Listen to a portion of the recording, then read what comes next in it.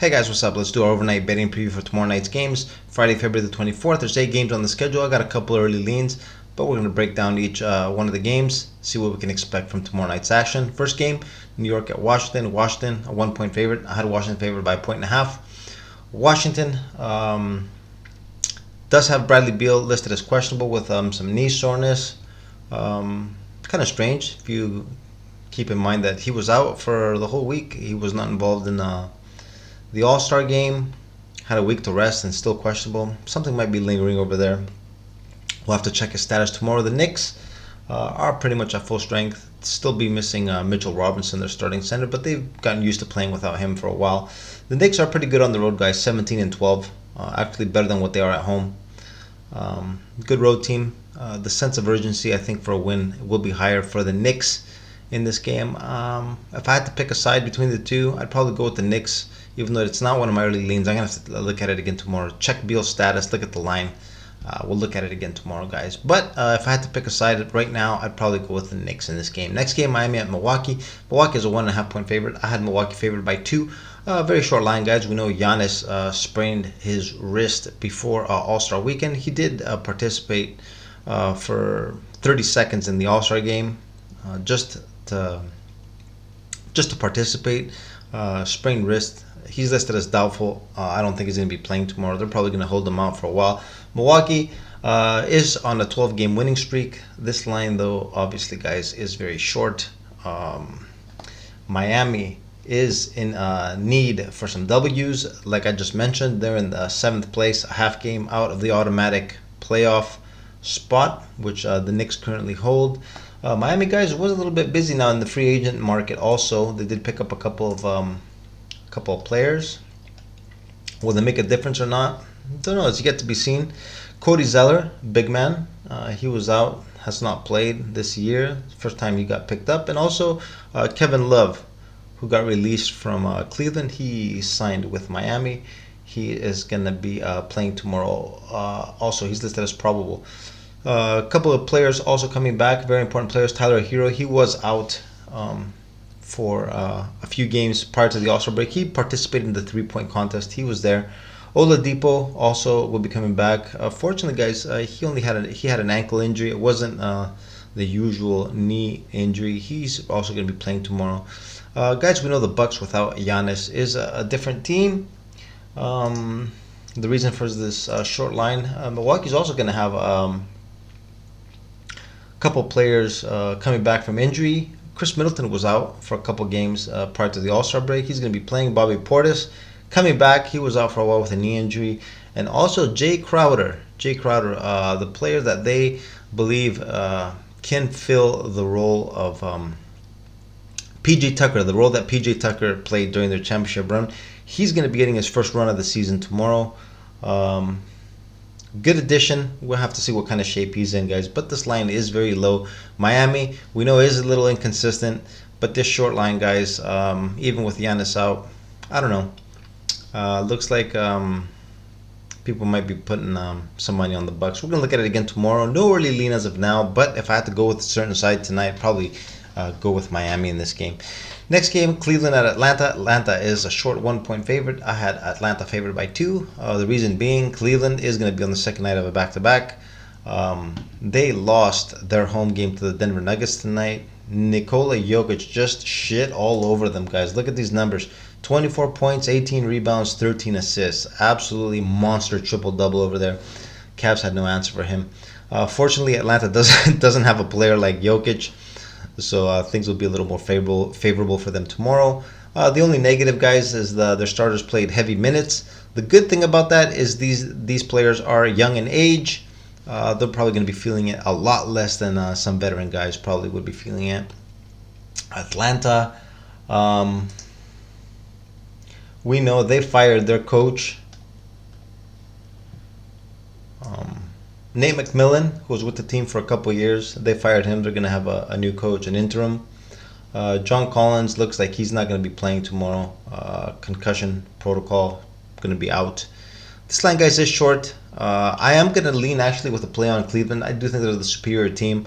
I know, like a lot of times when there's a coaching change, Usually, players tend to rally and play well for their new coach. I don't know, guys. From what I read, DeJounte Murray was kind of upset that Nate McMillan got fired. When he heard the news, he had to call him up. They had a good chat. I don't think he was too happy with them letting him go. And the Hawks guys this year have been underachieving for sure. They are 29 and 30 on the year. Eighth place, 29 and 30. Eighth place in the Eastern Conference. Have lost a couple straight. I'm actually going to be leaning here, guys, with the better team. And the better team, in my opinion, is Cleveland. Cleveland's going to be my first early leaning for tomorrow. With the +1. We got to see. I don't think Cleveland will do any load management. They are in a tight race in the East. They're going to look to try to get possibly into the higher positions in the Eastern Conference. I think they do need a win tomorrow. Next game, Charlotte and Minnesota. Minnesota an 8-point favorite. I had Minnesota favored by 7. The line is a point higher than what I had estimated. Charlotte, guys, we know is just 17 and 43 on the season. They did win a couple straight prior to the break. Good for them. It's not going to change their future. They're still going to be a lottery bound team. Nothing really going on over there. Minnesota, 31 and 30 on the season, 7th place. They're in a fight. They want to get up to the automatic playoff spots. They do have a little more motivation. Obviously, the reason for this -8. Minnesota is the favorite, clear-cut favorite, in my opinion. Just take a look at the injury report. Didn't really look at that, see what's going on over there. Nothing for Minnesota, just Karl Anthony Towns still out. And for Charlotte, Kelly Oubre Jr. is going to be coming back. And Terry Rozier, they're pretty much going to be at full strength, guys. This might be the first time they're going to be completely at full strength this season.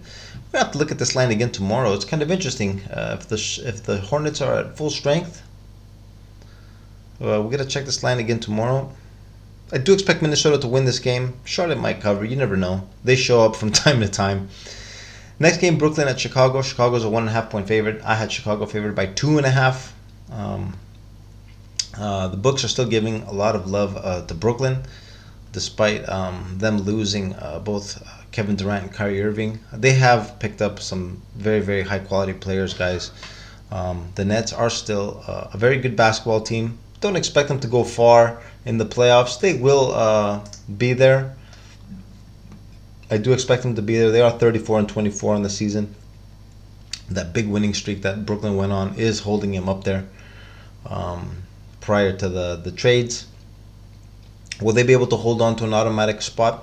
I don't know. That's yet to be seen. It's possible. They still have a nice little squad. Like I said in the previous game, Mikal Bridges, the pickup from Phoenix, had a big 45-point game. You never know. Now that he's one of the top players on the team, he might have a possible superstar blooming out of Brooklyn. Well, we'll have to see over there. Chicago, guys, is a team that's reeling bad. They're 26 and 33, lost 6 straight prior to the break.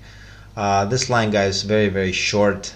The books aren't even expecting the Bulls to snap out of this losing streak. This is going to be my second lean of the night. Brooklyn with the +1.5.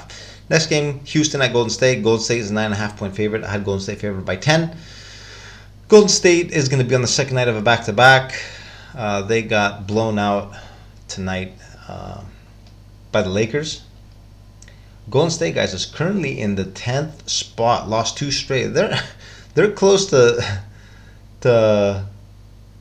getting knocked off of even the play-in tournament bracket. They're going to have to hold on. From what I read, Steph Curry is still a week away. Games like tomorrow are must-wins. I don't expect any load management going on there. Klay Thompson is going to have to play. They have no other choice. This is a must-win for them. Second night of a back-to-back. Could be tough. We know Houston is absolute garbage. Golden State could easily cover this game. We'll look at it again tomorrow, but Golden State is the clear-cut favorite in this game.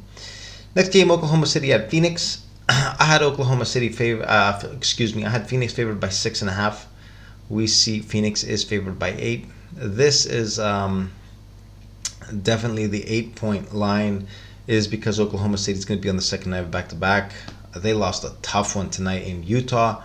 A foul. They fouled Lauri Markkanen with 4 seconds left on the three-pointer. He hit all 3.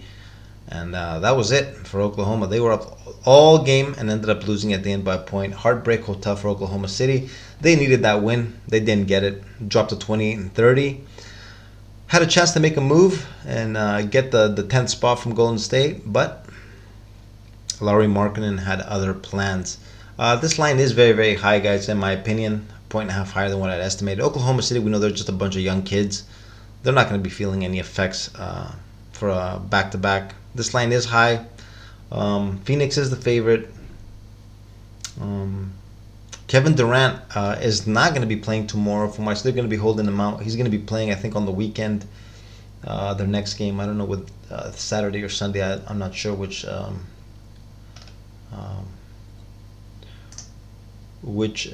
day they're going to be playing again. Actually, this is pretty interesting. Let's check it out.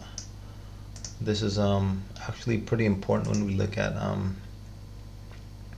tomorrow's game. Let me look at the schedule real quick, guys. They're going to be playing Sunday at Milwaukee. Oh, wow. They're going to be bringing back KD on a tough game. Tough game, even though Giannis will probably still be out in that game, but that looks like it'll be Kevin Durant's first game back. Possible win and cover for Phoenix, guys, and we'll see for a possible letdown spot against the Bucks. Next game, Sacramento at the Clippers. Clippers 6.5 point favorites. I had the Clippers favored by 6. Sacramento on the second night of a back-to-back. They got down big tonight, early, against the Blazers. They got down, I think, by 15, 16 points in the first quarter, but made a huge run. Portland was shorthanded. They did take advantage of that and ended up getting a 17-point win. Good win for the Kings. Still holding on to the third spot. If you take a look at the standings, the Clippers are obviously a team that does need the win in tomorrow's game. The sense of urgency should be higher for the Clippers because they are in a fight to move up in the standings. At the very minimum, hold on to the fourth spot, which will give them home court advantage for the first round of the playoffs. Clippers, from what I see over here, are going to be at full strength. No, actually, Zubac is going to be out. Starting center is going to be out. Looks like Mason Plumlee will fill in his spot. And it'll be the debut for Russell Westbrook. Personally, guys, I'm a Russell Westbrook fan. I love Russ. I just think the situation for him with the Lakers was just a bad spot for him, a bad situation. Too much going on. Now, I would have liked Russ to leave LA, probably join a different team, but he decided to stay at his hometown, keep his family, avoid any moving and stuff. He is later in his career. I do think he's going to help the Clippers, though, if he manages to accept his role.